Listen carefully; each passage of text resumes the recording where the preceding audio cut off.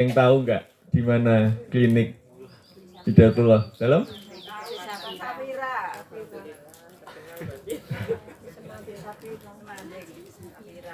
Di Semanding, ya. Ya. Jadi di sana, kalau Bapak Ibu ada yang belum tahu, mungkin nanti juga bisa dijelaskan sama dokter. Ya, dari klinik, kemudian dari Baitul Mal Hidayatullah. Ya, support dari Baitul Mal Hidayatullah juga kita terima pada kesempatan kali ini, juga dari beberapa donatur, sehingga kegiatan ini bisa terlaksana. Gitu ya. Mudah-mudahan yang sudah memberikan donasi, kemudian juga memberikan waktu, kesempatan, ini diberikan keberkahan oleh Allah Subhanahu wa Ta'ala, dan Bapak Ibu semua yang di sini juga menerima manfaat yang sebesar-besarnya. Bapak Ibu sekalian, bertepatan pada hari ini adalah tanggal 28 Mei 2023. Besok tanggal 29 Mei 2023 adalah Hari Lansia, Hari Lanjut Usia Nasional, yang ke-27. Jadi kalau saya lihat tadi dari daftar hadir yang ada, menikah sebagian besar lansia, Bu. Lansia itu usianya adalah di atas 60 tahun. Ya. Jadi sebagian besar ini kayaknya Bapak Ibu yang hadir, nah, ini pas momennya. Jadi untuk Bapak Ibu sekalian, besok ulang tahun, ya. Semuanya yang hadir di sini ulang tahun. Nah, ini kita berikan kesempatan untuk pemeriksaan gratis hari ini. Semoga di usia Bapak Ibu sekalian semakin sehat, ya, sehat lahir batin, sehat jiwa raga. Nah, ini upaya kita semuanya, semua pihak yang tadi bekerja sama itu untuk memberikan layanan kesehatan untuk Bapak Ibu sekalian. Semoga dengan lansia yang terawat, Indonesia bermartabat. Semoga dengan lansia kuat, semoga dengan lansia yang sehat, Indonesia kuat. Nah, begitu ya. Karena bagaimanapun juga jumlah lansia itu nanti semakin lama semakin banyak. Jadi angka harapan hidup lansia itu saat ini di angka 75 tahun. Sehingga nanti jumlah lansia ini diprediksi tahun 2035 itu sudah mungkin 20% dari jumlah penduduk Indonesia. Jadi semakin banyak itu nanti. Kalau lansianya sehat, Indonesia kuat. Ya benar, karena sebagian nanti jumlah lansia itu semakin banyak. Nah, kalau lansianya sakit-sakitan, Indonesia juga akan sakit-sakitan, kan mengatakan, karena jumlahnya semakin banyak. Nah, monggo pada kesempatan ini kita berupaya dengan layanan ini, ya. Sekali lagi terima kasih sekali kepada Klinik Hidayatullah dan pihak-pihak yang terkait, dan juga Bapak Ibu semua yang peduli dengan kesehatannya. Semoga sekali lagi kegiatan ini bermanfaat untuk kita semua. Sekian. Kalau nanti lama-lama gak diperiksa-periksa aja. Oke, terima kasih. Mohon maaf kalau ada yang kurang berkenan. Assalamualaikum warahmatullahi wabarakatuh. Terima kasih atas sambutannya kepada Bapak Ari. Untuk selanjutnya yakni sambutan kepada Bapak Rafiq selaku Ketua Dewan Pembina Gardu, dipersilahkan.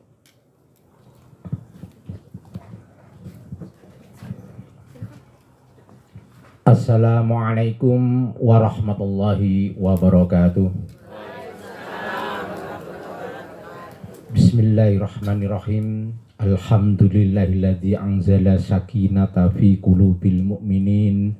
Asyhadu an la ilaha illallah wahdahu la syarikalah wa asyhadu anna Muhammadan abduhu wa rasuluh. Allahumma shalli ala Muhammad wa ala alihi washabihi. Wa qul rabbi a'udzubika min hamazati syayatin wa'udzubika rabbi ayahdurun. Alhamdulillahirabbil alamin. Ingkang kula hormati para sesepuh lan pinisepuh, yang kami hormati tim medis dari Klinik Hidayatullah ada Bapak dokter, ada Ibu dan beserta timnya. Yang kami hormati Ketua Gardu beserta staf-stafnya. Alhamdulillah, puji syukur kehadiran Allah SWT atas limpahan karunia nikmatnya semata kita bisa diperkenankan berkumpul di tempat ini dalam rangka menjaga amanah Allah. Kita semua yakin bahwa diri kita adalah ciptaan Allah. Nah, manusia itu terdiri dari jasmani dan rohani. Semuanya harus dijaga. Jasmaninya juga harus dijaga, rohaninya juga harus dijaga. Dijaga baik-baik supaya nanti kembali kepada Allah baik-baik, mboten rusak nggih. Kene itu rusak ditakoni kali Gusti Allah. Lah pokok iki ciptaanku bejat kabeh iki. Terutama yang rohani nggih. Nah, jasmani dijaganya dengan ikhtiar kita menjaga agar kita tetap sehat. Kenapa? Karena dengan sehat kita beribadah itu menjadi enak nggih. Terus jenengan pas waktu sholat berdiri niku nek mboten asam urate kumat nggih, enak nggih. Tapi nek asam kumat imame rada suwi ngoten pun gremeng. Spray sembahyang lho iki. Suwen iki nggih. Nah nggih. Dados mangke niku nek menawi sampun diperiksa nggih kali dokter, sudah ketahuan nggih pun dijaraki nggih, dijaraki. Wis ngerti nek asam urate dhuwur mangan urang nggih, entek sak piring. Nggih, cekot-cekot nggih, abu kabeh denggule nggih. Nah, itu dijaga. Makanya ikhtiar kita adalah supaya kita sehat. Karena Allah sendiri itu menyampaikan bahwa hendaknya orang-orang mukmin itu menjaga makanannya. Nggih. Karena mau tidak mau, kula panjenengan ini kalau sudah semakin tua, niku pun kemampuannya sudah berkurang nggih. Mboten enten wong tambah tua tambah kuat mboten enten. Tetapi harus dijaga supaya tetap bagus, ngoten lho. Nggih. Mata sudah mulai nggih rabun, kabur nggih. Pandangan mulai mblaur nggih. Kulit-kulit mulai kendur nggih. Ditandai dengan makan bubur. Nggih. Ampun alus-alusan nggih. Dume untune anyar e marang sembarang dipangan nggih. Nah, niku nanti kemampuan organ-organ tubuh menjadi berat nggih. Jadi disesuaikan mangke menawi sampun jenengan sedaya niki sumerap kesehatannya nggih, nggih monggo dijaga nggih, dijaga. Apa yang kita makan niku nggih hati-hati supaya tetap kita niki sehat. Nah, mungkin dari dokter ada penjelasan-penjelasan nggih pengen ikuti supaya fisik kita menjadi bagus. Karena apa? Sebaik-baik orang itu panjang umurnya, panjang amalnya banyak nggih. Terus semakin tua niku nek semakin taat niku dongane mandi nggih. Dados panjenengan niku mungkin ndongakno putu-putune, anake, putrane niku sing insyaallah mandi. Kenapa? Karena Allah niku sama orang yang sudah sepuh niku sungkan nggih. Nggih, sungkan. Jadi nek jenengan taat kan ditambahi amale. Insyaallah dongane mandi. Terus mungkin nek darah tinggi, mergo mangane ngawur, padahal mantun diperiksa, dongane pula elek nggih. Nggih. Nah niku hikmahe nggih, dirawat niki. Ah mudah-mudahan dengan apa yang kita lakukan ini nggih dari klinik Hidayatullah nggih. Ya itu supaya ada pengaruhnya nek mboten ten disiplin jenengan nggih percuma mungkin pun sudah tahu semuanya tapi dijaraki mawon nggih. Nah, nanti tanya yang menambah gula darah apa, menyebabkan kolesterol itu apa. Nggih. Kolesterol nggih mungkin makanan yang enak dok nggih. Nggih, rata-rata. Manusia ndelok penyakit kolesterol gampang nggih. Duwe akeh biasanya kolesterol soalnya tuku-tukunan nggih. Duwe titik darah tinggi. Nggih. Nggih. Duit belanja entek darah tinggi kumat. Gampang ya ngecek dak. Nah, mudah-mudahan apa yang kita lakukan di sini teman-teman yang menyelenggarakan Bapak Ibu dokter dan timnya yang dari klinik ini termasuk perbuatan yang luar biasa karena khairun nas anfa'uhum linnas. manusia yang terbaik adalah manusia yang banyak manfaatnya. Nah, supaya ini saling sinergi nggih, panjenengan sedaya nggih nurut nggih napa mawon sing nek kolesterol dhuwur galeng ngene-ngene niku nggih dituruti. Bukan apa-apa, menjaga karena kita sudah semakin bertambah usia harus disiplin di dalam menjaga makanan. Bukan tidak boleh nggih. Nek ngincipi deh mungkin oleh nggih. Nek ngincipi tak sak piring niku mboten ngincipi niku. Doyan niku jenenge. Nah, kami sampaikan jazakumullah dari tim Medidallah. Saya dulu juga dari Dallah. Saya ngajar fisika dulu. Zamannya Pak Imron, Pak Anu itu. Jadi saya banyak kenal dengan teman-teman Hidayatullah ini. Nah, kami sampaikan jazakumullah para teman-teman yang Pak Ukit dengan timnya, Pak Ari dan panjenengan sedaya yang telah mendukung upaya ini. Mudah-mudahan kita semua diberi kesehatan oleh Allah sehingga kita bisa menjalankan ketaatannya kepada Allah semakin baik, dan kita diajarkan doa Allah minasabal huda wa tuqa wal afafa wal ghina. Wal afafa itu mohon supaya diberi kesehatan, afiat. Jadi dimintakan oleh Allah. Itu saja yang bisa kami sampaikan. Apabila ada kurang lebihnya, kula nyuwun agungi Syekh Samudra Pangarsami. Akhirul kalam wa bila taufiq walhidayah. Wassalamualaikum warahmatullahi wabarakatuh. Terima kasih kepada Ustadz Rafiq yang telah memberikan sambutannya. Semoga sambutan yang diberikan bisa berkah untuk kita semua. Amin. Amin ya rabbal alamin. Untuk selanjutnya yakni penyuluhan dari Dr. Fikri. Kepada Dr. Fikri dipersilahkan. Oke, bismillahirrahmanirrahim. Assalamualaikum warahmatullahi wabarakatuh. Apa kabar ibu-ibu semuanya? Sehat? Alhamdulillah.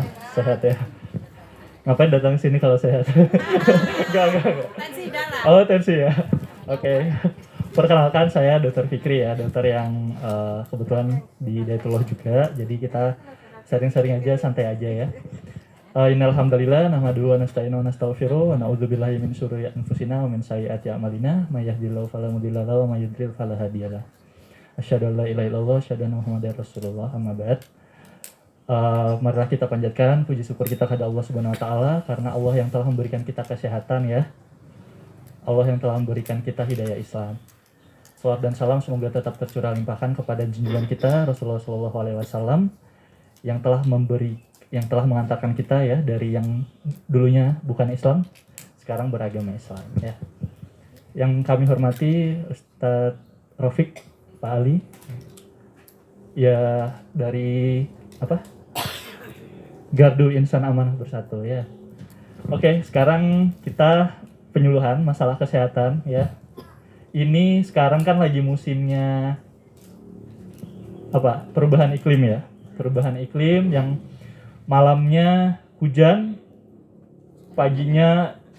malamnya hujan dingin ya, paginya siangnya panas, sorenya hujan lagi ya. Nah, itu sangat rentan membuat kesehatan kita turun. Kenapa? Karena ketika hujan itu udara jadi dingin, terus lembab ya, sehingga virus, bakteri, parasit itu mudah berkembang. Akhirnya itu masuk ke dalam tubuh kita. Jadi kalau apalagi yang lansia nih ya, yang lansia terus anak-anak itu imunnya atau kekebalan tubuhnya tuh nggak sekuat yang muda. Akhirnya walaupun di rumah aja sakit gitu ya, mudah masuk. Nah, ini yang sebenarnya kita harus antisipasi. Jadi ketika kita bertambah usia, itu kesehatannya makin turun. Nah, jadi memang diciptakannya seperti itu ya. Next, lanjut, minta tolong ya, Mbak. Oke. Nah, jadi musim sekarang itu memang musim pancaroba namanya. Perubahannya tidak jelas udaranya. Nah, dari situ gimana sih kita caranya agar tetap sehat, biar tetap bisa beraktivitas, atau mungkin ibu-ibu kerjanya rata-rata di sini di rumah ya? Di rumah apa di luar? Di rumah. Yang lebih sering di rumah siapa? Coba angkat tangan, minta tolong. Oke. Semua. Yang di sawah atau di mana di luar, yang beraktivitas di luar, coba angkat tangan. Oh ya, ini ibu-ibu yang di sini bukan yang gak apa, oke ya. Jadi sebenarnya ibu-ibu sekalian, baik di rumah ataupun di luar, itu sebenarnya nggak menjamin kita bisa sehat, atau mending di rumah aja biar sehat terus, belum tentu. Itu tergantung bagaimana kita menjaga kesehatan. Ada yang tahu ibu-ibu sekalian, kesehatan itu sebenarnya bisa dijaga dari mana? Pola makan, betul. Apalagi olahraga, betul. Kebersihan, betul sekali ya. Terus apa lagi? Gaya hidup, ya itu semuanya ya. Pola makan, rata-rata ibu-ibu sekalian yang enak itu yang menggoda ya. Rata-rata yang enak tuh yang menggoda, yang enak tuh yang tinggi kolesterolnya. Itu tadi yang disampaikan Ustaz Rafiq. Ya, rata-rata yang kolesterolnya tinggi itu rata-rata yang enak ya. Rata-rata yang sehat itu nggak enak rata-rata. Benar? Benar. Itu godaan bagi kita. Gimana kita bisa ngelola makanan biar tetap makanan yang kita makan tuh tetap sehat ya. Next kita bahas ya. Ini kelihatan nggak? Nggak berapa jelas ya. Yang matanya sehat aja belum tentu kelihatan, apalagi yang kabur ya Ustaz Taufik ya tadi ya. Di sini ada yang ini, ada yang katarak.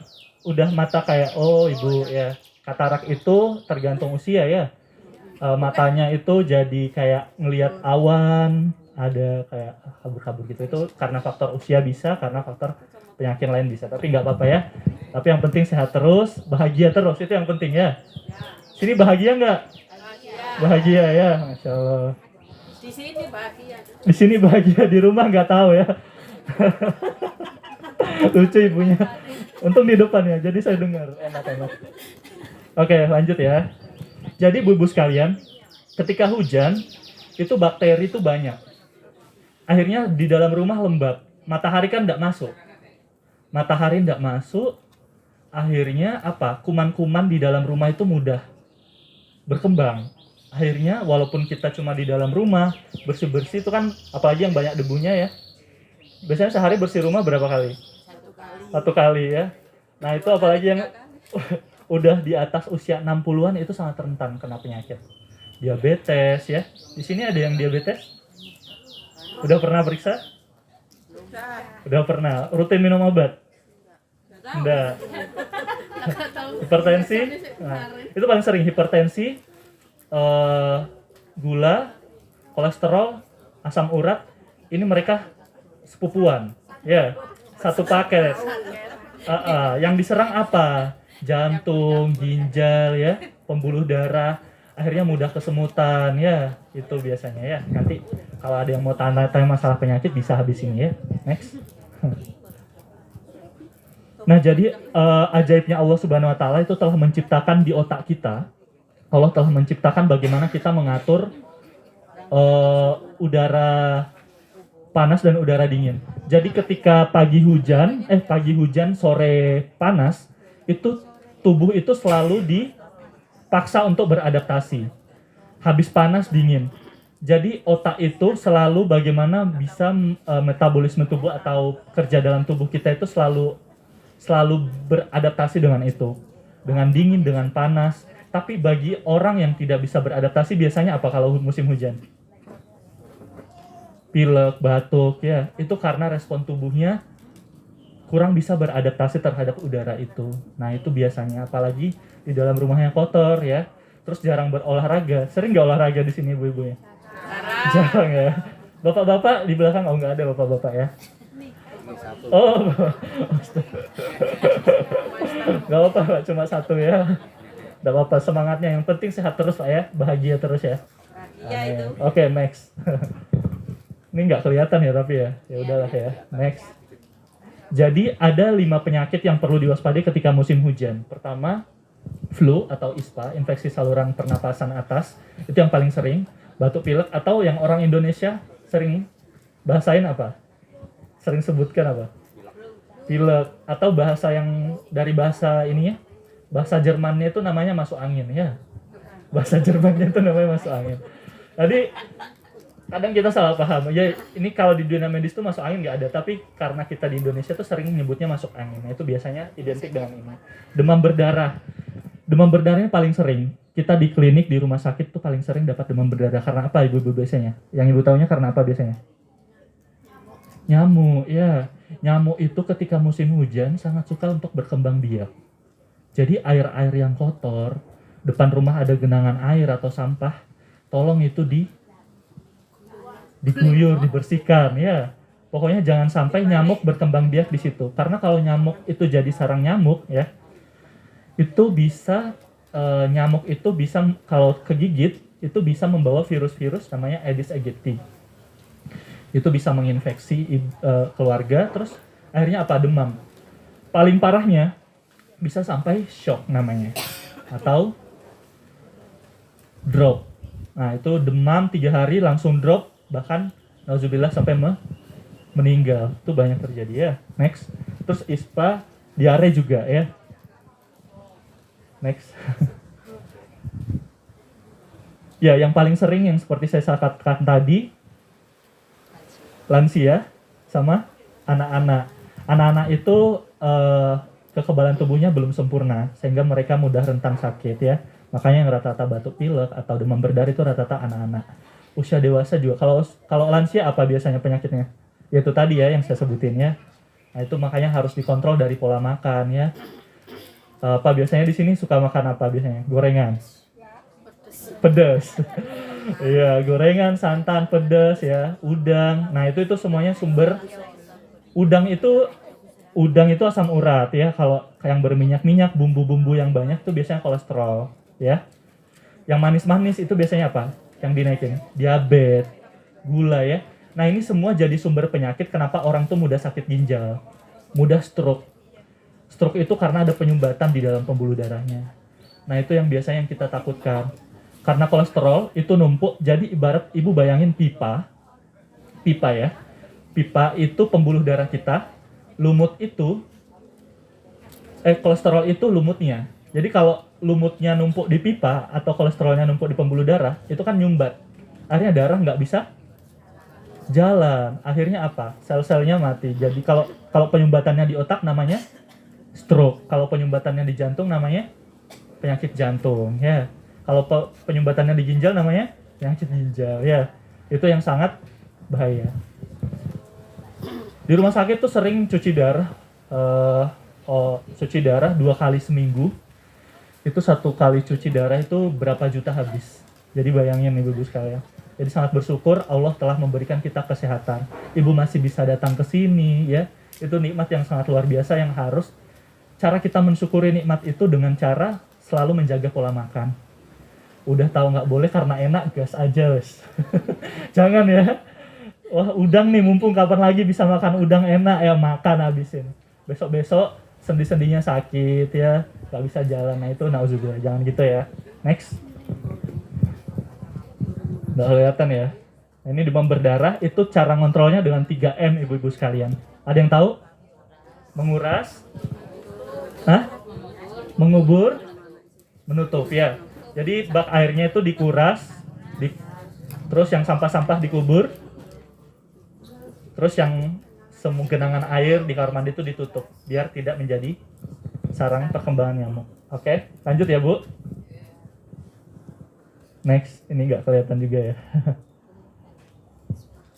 ISPA. Nah ini di sini ada yang punya riwayat asma nggak, Ibu? Nggak pernah ya. Jadi orang punya riwayat asma itu kalau malam hari sangat rentan untuk terjadi kambuh-kambuhan. Kadang-kadang saya pernah jaga malam, itu tiba-tiba jam 2, jam 1 malam itu tiba-tiba datang. Udah apa ya, ibaratnya tuh saturasinya tuh 80%. Normalnya tuh di atas 90 atau 95 lah. Itu 80%. Udah kayak mau meninggal ibu sekalian. Tadi itu karena apa? Karena udara dingin.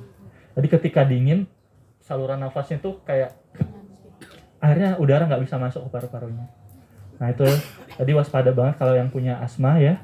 Yang punya asma, kalau malam hari, kalau bisa selalu standby obat yang dihirup, tahu ya. Itu bagi orang yang asma ya. Oke, next.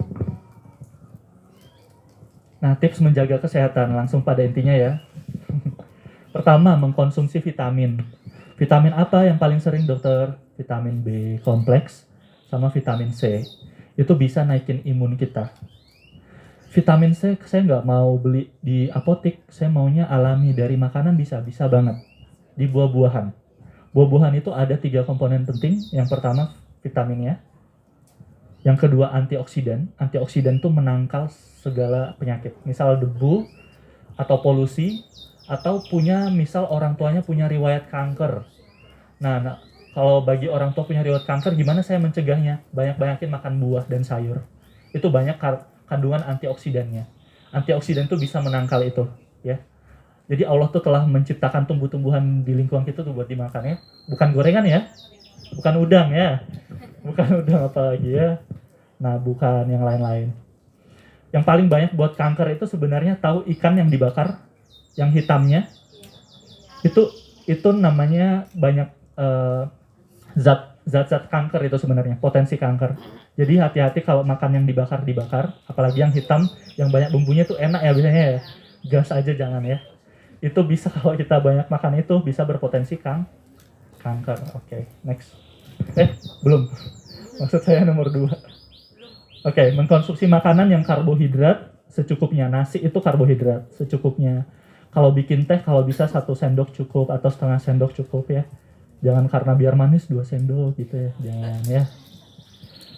Terus protein apa? Ada tahu? Lauk-lauk itu protein. Ikan, ayam ya. Itu yang secukupnya juga. Tapi biasanya 50% itu dari karbohidrat. Kalau proporsional kita bicara idealnya gimana dokter? Idealnya 50% itu dari karbohidrat, dari nasi. Tapi jangan nambah-nambah terus ya, nanti malah diabetes ya. Di sini ada yang masih suka nambah nggak walaupun udah dewasa? Ya, secukupnya 1 porsi cukup Bu ya. Kurang. Kalau belum kenyang ya belum. Oh. Iya susah ya, namanya kita lapar ya. Nggak apa-apa. Oke. Karbohidrat tuh 50%, protein 30%, lemak itu sekitar 20%. Jadi lemak itu dari mana? Dari bumbu-bumbu itu udah dapat. Garam pun secukupnya, karena garam itu, jadi bagi bumbu yang masaknya banyak, garam, bumbu masak, itu kalau bisa secukupnya. Karena apa? Itu bisa potensi hipertensi. Jadi garam yang asin-asin, penyedap itu semakin enak, semakin pas, itu justru bisa naikin darah tinggi ya. Jadi nggak cuma marah-marah yang bisa naikin darah tinggi ya, tapi itu juga bisa. Oke, mencuci tangan sebelum dan setelah makan atau setelah buang air kencing atau buang air besar itu mohon minta tolong harus cuci tangan ya. Next. Sama beraktivitas fisik. Ini yang paling penting, beraktivitas fisik 30 menit per hari. Kalau bagi yang di rumah bisa jalan-jalan di dalam rumahnya ya, atau yang mau keluar jalan-jalan 30 menit sehari cukup. Jadi penelitian menyimpulkan itu tiap hari 30 menit jalan kaki itu udah sebenarnya kunci banget menjaga kesehatan. Tadi menjaga kesehatan itu investasi kita di masa tua ibu-ibu sekalian. Ini kan udah tua ya, tapi nggak apa-apa, belum telat ya, belum telat. Dari usia sekarang mulai jalan kaki ya. Udah ada yang sakit lututnya? Udah ya, udah mulai ya. Kok ini terus dari tadi Bu? Oh beliau ya, Masya Allah ya. Jalan kaki secukupnya. Tapi kalau udah nyeri, jangan dipaksa ya. Yang masih kuat jalan setengah jam itu udah cukup jalan atau kalau nggak bisa dok, saya bisanya di rumah aja. Naik turun tangga boleh ya, naik turun tangga 15 menit cukup ya. Atau gini nih ada gerakan nih nanti. Nah gini. Itu bisa tuh ya, gerakan-gerakan. Pokoknya sendinya selalu digerakin. Karena kalau nggak digerakin bisa kaku. Ya. Oke? Ada yang udah kaku di sini ya? Udah ya? Nah, itu ada penyakitnya lagi namanya frozen shoulder ya. Nah, ini juga kunci sehat yang Allah titipkan itu sunnah puasa. Puasa itu ternyata adalah namanya detoksifikasi, mengeluarkan dari makanan-makanan itu pasti ada racunnya. Ada di dalam tubuh kita. Itu namanya detoksifikasi, bagaimana kita bisa ngurangin toksin-toksin atau racun-racun dari makanan itu dengan cara apa? Dengan cara puasa. Oke? Ibu taunya puasa apa biasanya? Puasa sunnah apa? Senin Kamis tuh paling minimal. Kalau bisa puasa Daud ya, itu lebih bagus. Itu yang berat. Berat ya? Tiap hari puasa, besok enggak, besok puasa. Tapi Senin Kamis tuh udah cukup. Jadi apa yang ibu makan Selasa Rabu itu didetoksifikasi atau racunnya dikeluarin ketika puasa Kamis. Apa yang ibu makan di Jumat, Sabtu, Minggu, Seninnya itu didetoksifikasi dengan puasa. Jadi puasa itu adalah proses juga. Itu penelitian dimanapun udah membuktikan racun-racun tuh didetoks atau dikeluarin, lemak-lemak atau racun-racun. Sehingga apa? Sehingga yang awalnya berpotensi penyakit itu jadi tertunda atau hilang penyakitnya ya. Nah itu Masya Allahnya ya. Udah dapat sehatnya, juga dapat pahalanya ya, Masya Allah. Oke? Minum yang cukup. Ini orang dewasa atau lansia itu bisa menerapkan selama nggak ada gangguan ginjal, itu minimal penelitian 2000 mili, 2000 cc. Itu gimana dok, 2000 cc masa harus diukur? Nggak usah diukur. Cukup 8 gelas. 8 gelas yang ukuran 200 cc, itu sudah cukup 8 gelas per hari. Jadi 8 gelas per hari itu sangat bagus. Karena apa? Apa sih efeknya kalau kita nggak minum cukup? Pertama apa? Pinggang sakit, ginjal ya. Itu sangat banyak sekali pasien yang datang ke kita, sakit ginjal, batu, itu karena mereka jarang minum ternyata. Atau infeksi saluran kemih. Itu ternyata paling sering jarang minum air putih. Bukan minum yang lain ya. Minum air putih. Ya itu paling bagus. Minum air putih 8 gelas per hari. Jadi dihitung, hari ini udah minum berapa gelas? 2 gelas ya. Berarti nanti siang 2 gelas, sore 2 gelas, nanti malam 2 gelas ya. Pas 8. Itu minimal ya. Boleh nggak dok lebih? Boleh, tapi ibu bisa tahan nggak bolak-balik kamar mandi? Biasanya itu yang bikin capek ya. Oke, next. Kalau ibu malas minum air putih, itu bisa pakai diganti dengan jus buah. Tapi jus buah yang tanpa gula ya. Biasanya yang dijual-jual tuh tambahin gula kan ya. Nah itu hati-hati juga, bisa berpotensi diabetes ya. Susu itu sebenarnya harus dipilih karena beberapa susu yang kita ketahui itu banyak kandungan glukosanya juga yang berpotensi pada diabetes ya. Next.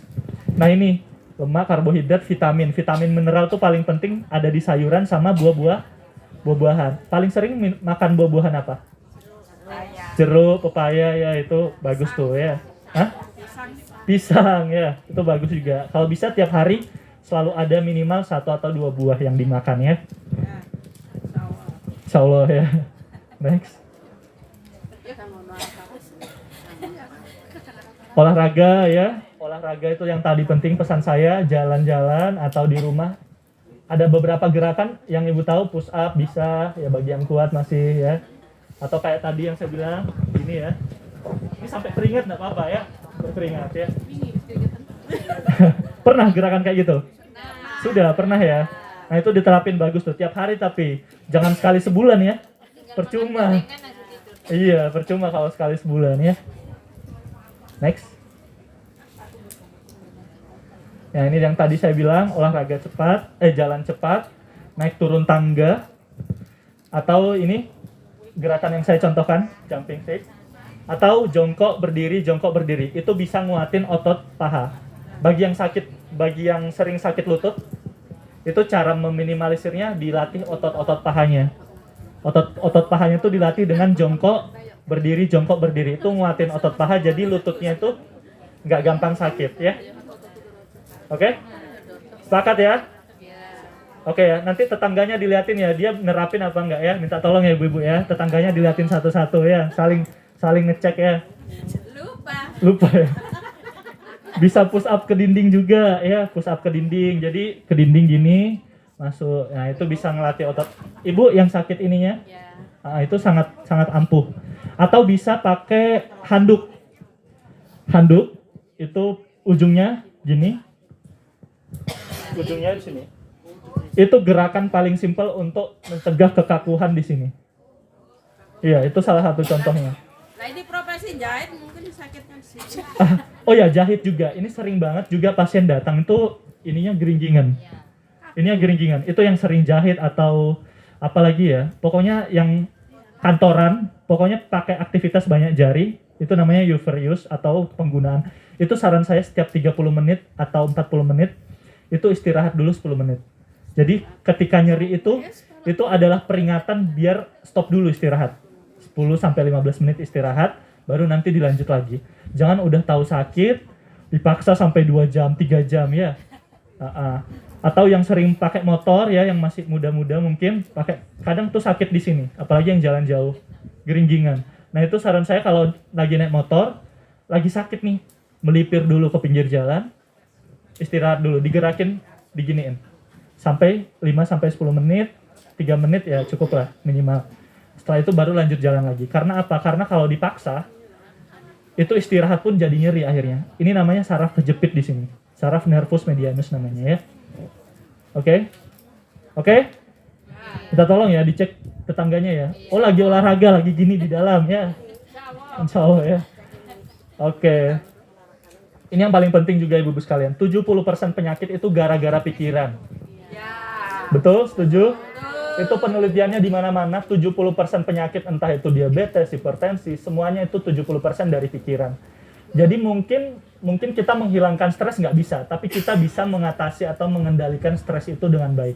Jadi gimana sih ketika kita stres, itu bagaimana kita memikirkan tuh biar nggak kepikiran terus ya. Itu harus tiap orang beda-beda. Dan ibu ada yang misal lebih bagus lagi kalau mau dapat pahala, bawa sholat sunat 2 rakaat ya.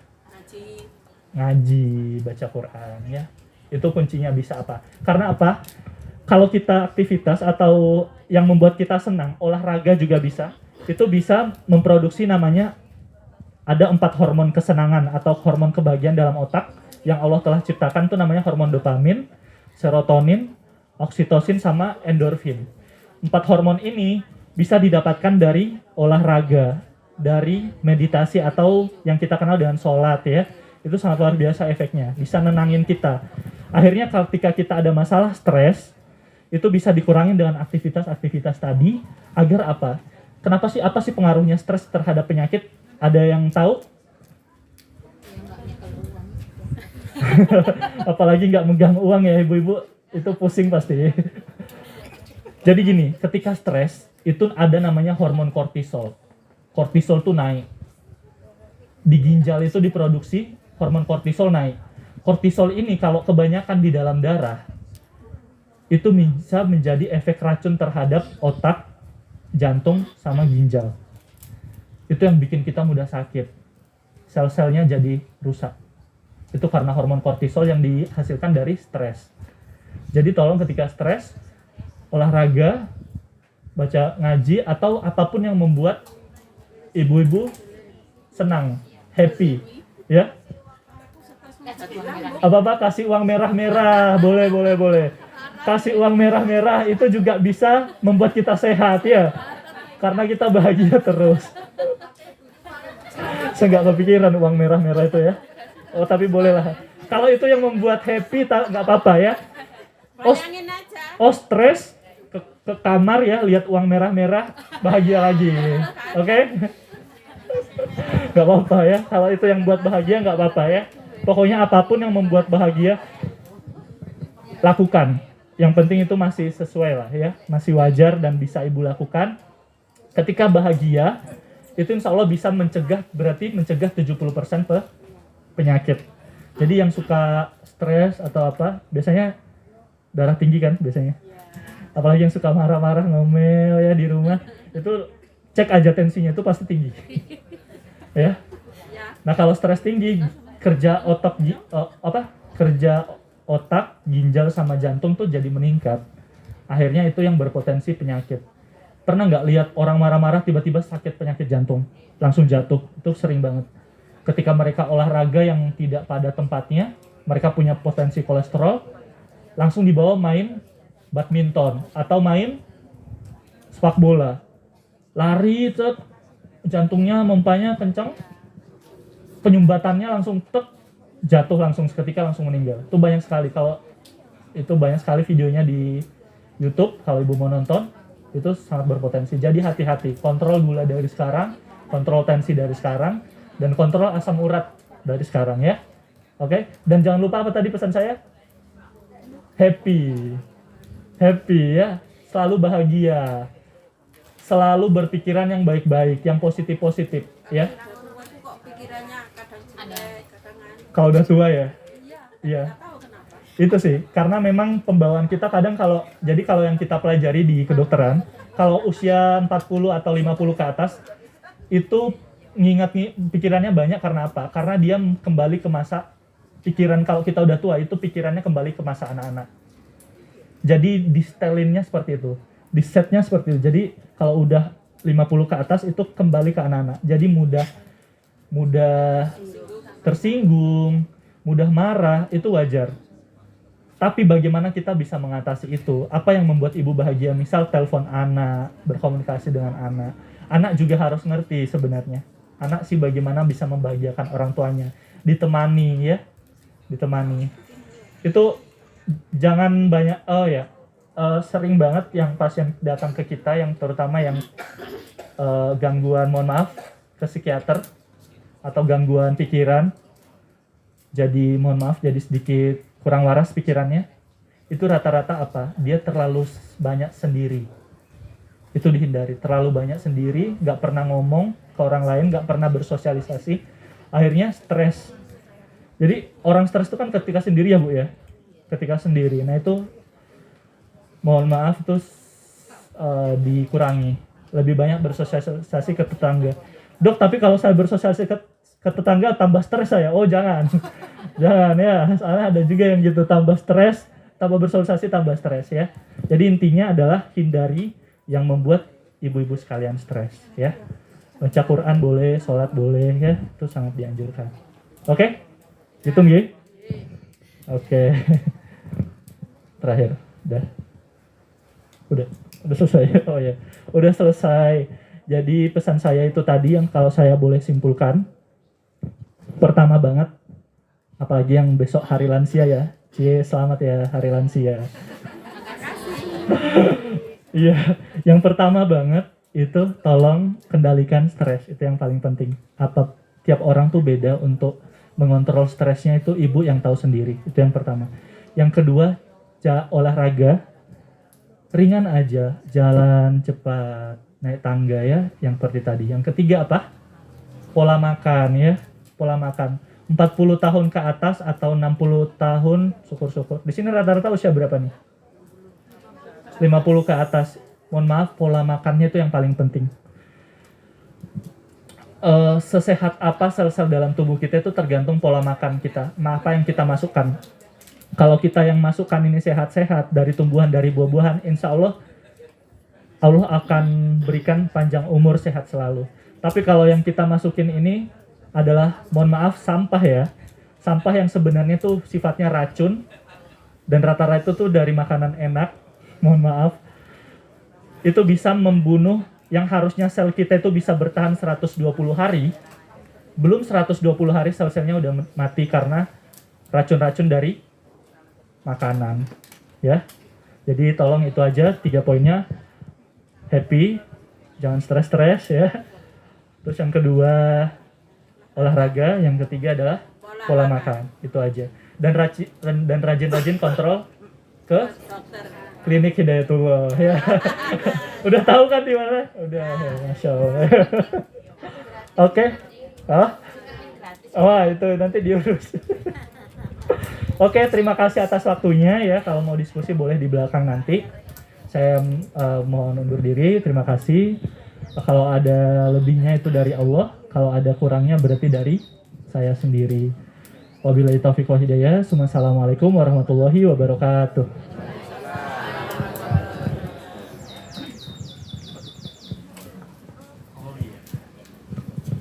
Oh ya, ini untuk pengarahan ya Mbak ya. Pengarahan nanti boleh dari pendaftaran dulu. Udah daftar ya? Udah daftar, nanti diperiksa di situ ada tulisan pemeriksaan. Setelah pemeriksaan nanti pengambilan obat ya. Gitu nggih alurnya ya. Gantian ya Bu ya, yang sabar ya. Oke. Satu-satu ya. Ini karena banyak, berarti kita batasin satu orang berapa menit nih sepakatnya? Nanti ada yang marah nanti. Oh, kelamaan ini anunya enggak ya? Oke ya. Oh iya. Nanti saya batasin Bu waktu habis. Enggak. Oke, makasih gitu ya. Saya panggil satu-satu Bu ya, nanti langsung ke antri situ ya Bu ya.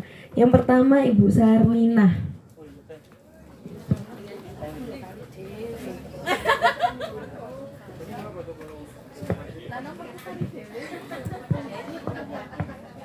Jadi mohon bersabar. Tadi yang datangnya terlambat atau terakhir mungkin besok ya Bu ya mungkin ya. Lama lagi. Nggak apa-apa. Sebentar kok, sebentar aja habis ini. Mungkin dipanggil langsung nomor 2 gitu.